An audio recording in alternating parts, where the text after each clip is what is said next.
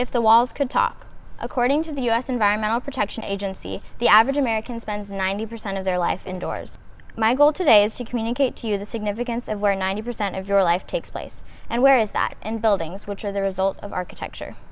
We will now jump into a brief American history lesson in 30 seconds or around that using architecture. 1665, the colonial. These are the houses your founding fathers lived in. 1793, neoclassicism. Neo meaning new, a new architectural style for a new nation. 1837, Victorian. Inspired by Queen Victoria in England, these are ornate and detailed structures.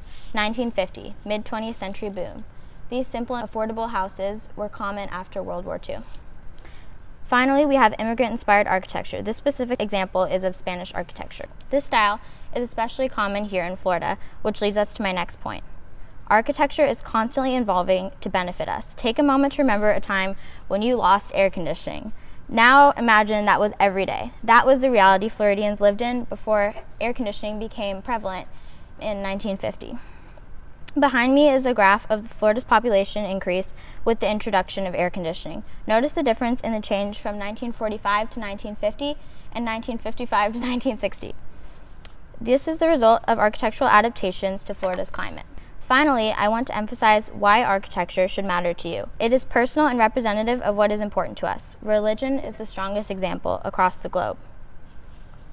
The Taj Mahal is an Islamic mausoleum built for Shah Jahan's favorite wife. This Mayan temple has steps leading up to a high point where sacrificial rituals take place. Synagogues in Jewish culture vary across landscapes, but many feature religious symbols.